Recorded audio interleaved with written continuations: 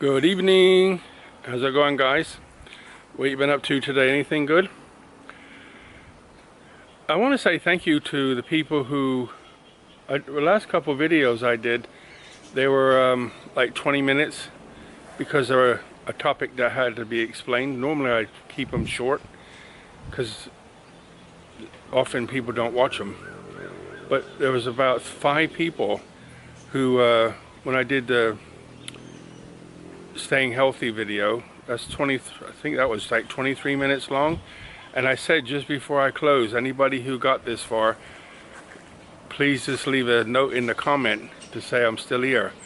And about 5 people did. I was really surprised, so thank you so much for doing that. 2 things: thank you for commenting, and thank you for being there at the end. That was really nice of you. You know, I put my mind and time and everything into doing it, so when people watch it, I understand people are busy and cannot, but some people who can do, and thank you. So today I went out. I just took myself on out the door. I got a little bit slow start, but I got out before 12, and I drove to Mr. Ray's here, and he's bothering me. I threw him some food. I don't know if he got it or not, but I'm not stopping now. Anyway, so I went to Macro to buy some of that nice bread I like. I'll have to show you some of it next time. I'll take a little video of it and try to include it in here so you can see what I'm talking about. It's kind of like some bread you would find in Germany. It's like a round, like a wheat or brown bread, somewhere between there, with some like seeds and stuff on top. It's I think it's like a 79 baht, something like that, for a loaf. And I get to put them in the freezer because I don't eat them fast enough, but I like them. So I just take it out the freezer, put it in my air fryer for about a minute, and then make a cheese or ham and cheese sandwich. That's my limit, right? So, and I got some McVitie's chocolate digestives. You can get plain milk or plain with nothing on, milk chocolate or plain chocolate. I always get the plain chocolate ones. They're a bit expensive. They're like 100 baht. That's like £2.50. A little bit less, maybe a couple dollars, I think that. And there's only like 20 in there, but I like them. More noise for you. Scooter over there doing something. Sorry. Only if I lived in the perfect world, right? So what else did I get? I bought some peanuts. Peanuts used to be really expensive. For 400 grams, they were like 400 baht, $10. I guess that's not too bad for Western prices. But now there's another company that have them in a plastic container, probably not good, for 200 baht. So I get them. I have the old bag. I put them in the resealable bag that the original ones came in, and so that's the little treats I like. Peanuts, chocolate McVitie's plain, and that bread. And I think, I got some beef mince, hamburger meat, beef for sugar. She's her diet's like all over the place again. She'll eat half of her breakfast and half of her dinner. So today I give her some snacks for breakfast. I give her that beef for her evening meal, quite a lot too, and she ate every stitch of it. So I think I'm gonna go back to no breakfast, just eat in the afternoon, because she's not doing much. So what I wanted to talk to you guys about today. Well, after I did the Macro thing, I drove over to Central Mall and went to Big Camera, which is a camera shop here in Thailand. And I have a camera, which I'm talking to you on it now. It's a Sony, and it's the back flips up right over the top so I can see into the camera. So my eyes are looking at myself about here somewhere, but the lens is down here somewhere, right? And they have those other ones that flip out to the side, but what happens is if you're looking at it, you see how my eyes go over there? So it looks like I'm like, what's wrong with you? But if this one, I'm looking straight on. And this is how I like it. It's more natural. It looks like I'm talking directly to you guys, right? So I asked him about that camera. He says, they don't do it anymore. But it's okay, so there's nothing wrong with this one. It's just, it's about 8 years old. Nothing wrong with it. So I'm going to keep it going because I really like it. It's small. It fits in a little bag, nice. I got a second lens, a 200mm lens that I spent 20,000 baht on and used it about 3 times. So very expensive lens, but I still have it. And this camera. So that was my videoing stuff from before. So the good thing about having the big lens, if I go somewhere and see something different, I can change lenses, record it, and then let you see it. But I haven't used it that much. So he said there isn't any, but he showed me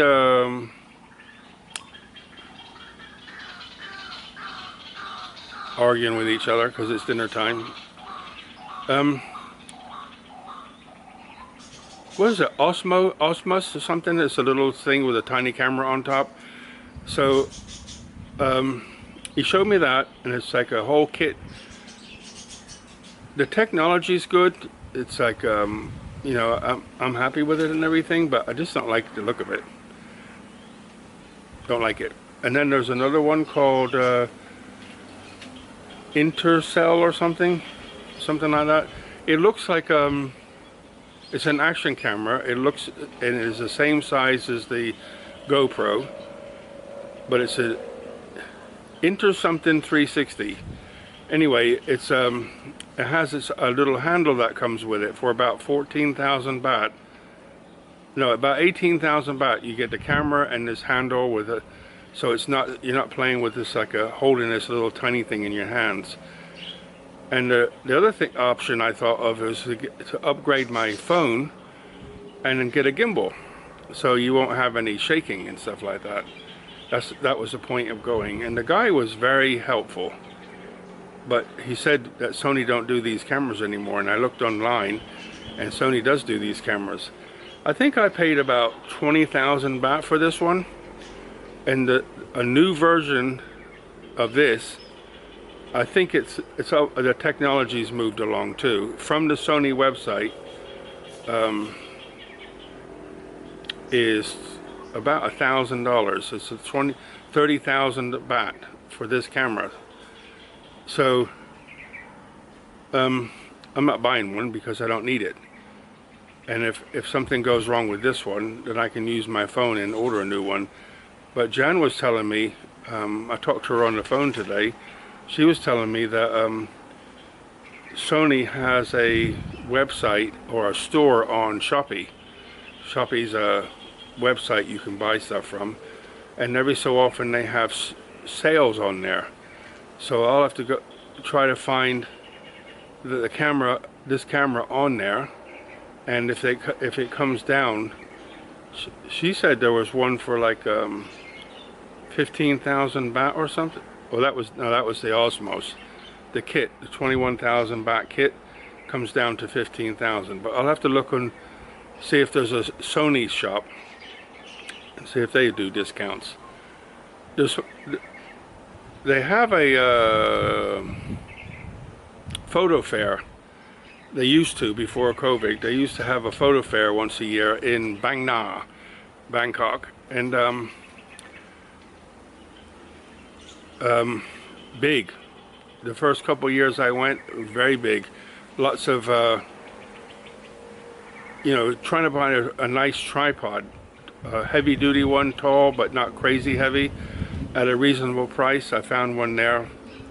I couldn't believe the price. It's like a quarter of what everywhere else. So I got some good deals there. And but from what I understand, that they haven't had one since. So big camera's supposed to have one in Siam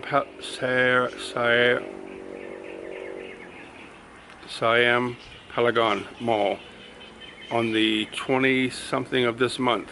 They're supposed to have a photo fair, but it's run by Big Camera. Not everybody coming. But anyway, that's my camera stuff. So I'm looking. The other thing I wanted to talk to you about was somebody commented the other day. I was talking about Thailand and visas or something, and saying about, if I remember right, I was talking about visas, and I said that it's annoying that you have to do the visa every year, because you never know if something changes and they just say, sorry, you can't be here anymore.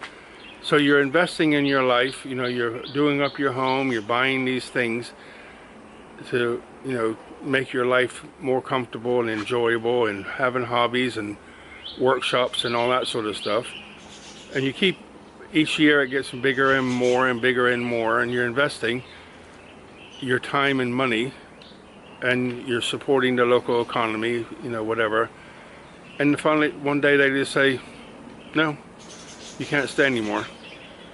And that, so what, they give you 3 months and they say you have to go? And what are you going to do? Sell everything and try to take the money with you? That, you know, everything about that, you know, you can get special permission, I think, and that you have to apply for and all this sort of stuff. But I don't think there's a problem. It's just, you know, you're not going to sell a house and a truck and all your things and get a reasonable price for it and get it all done in 3 months and get out, and then you have, while you're trying to plan for the future, where to go if you have to leave.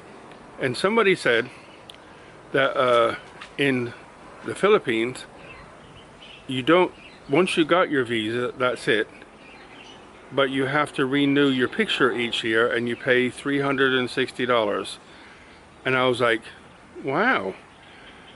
I didn't go online searching for it to confirm, which I normally do, but I just thought, oh, it's information, so I thought that's interesting. So the visa state, you keep your visa running all the time, retirement visa, and you just pay to, and so they still get their money, $360, and they call it updating your picture, but you can stay.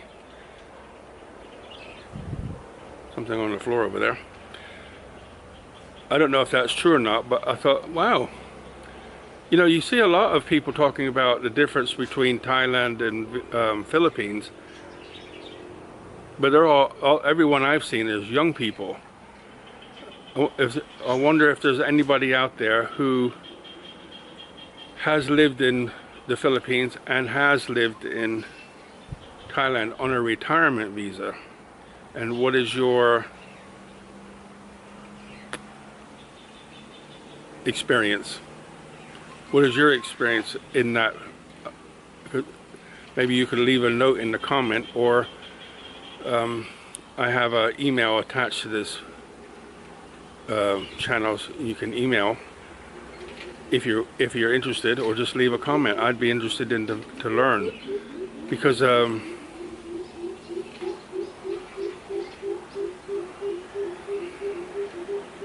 think it's a fascinating subject.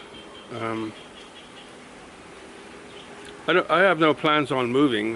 You know, I like where I live and I like my home.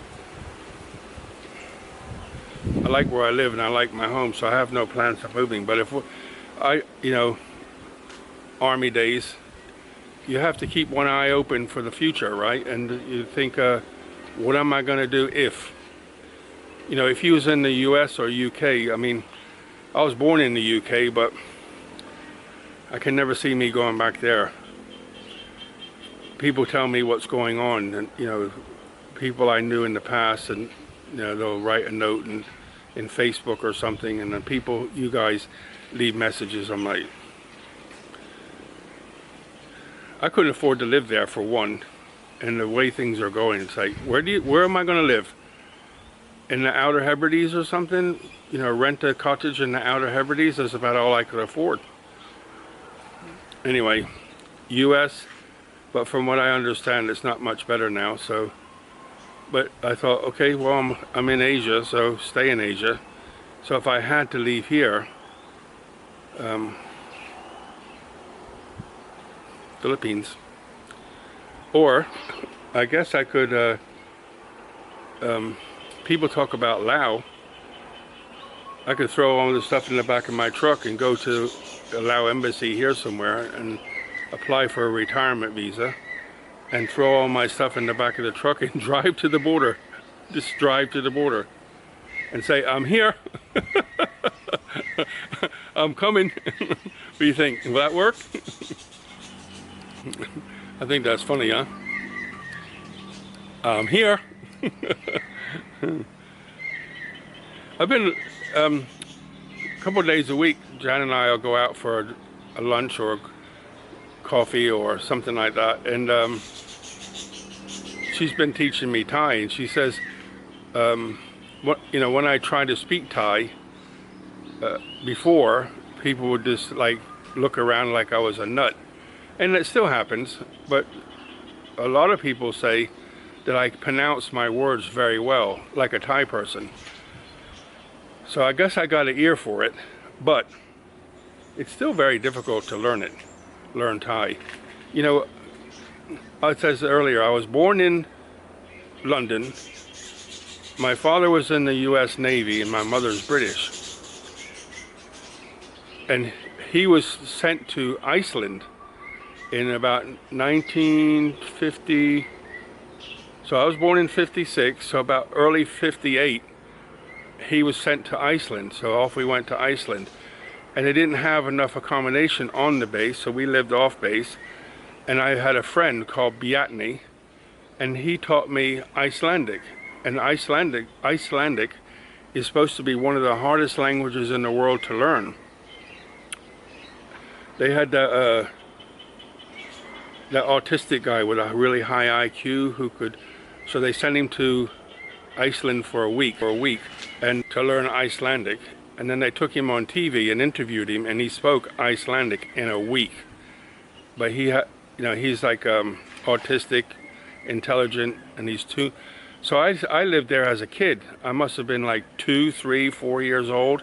We lived there for 4 years, and I think 3 years off base and 1 year on base. And in the time when I was off base, Bjarni taught me, he taught me Icelandic. And, we'd be sitting there gabbering away for hours. I can remember one word, bila, which is car. That's the only word I can remember now. But then I went to Germany, learned German. I learned a bit of it, French. I can understand a little bit about Spanish. But Thai, completely different book. Maybe I just don't want to learn it. I don't know. I have no idea. But it's a mouthful for sure. Okay, guys. I'm sorry if I feel a little bit, you think I'm a little bit distracted. Because there's birds running all around and flying all over the place, making noises. And I'm like, keeps like catching my attention. So apologize. But if you know anything about the visas or cameras, drop me a note. Thanks so much. All the best. Good night from here. Buckets of blessings, rivers of peace, joy, and kindness. See you guys.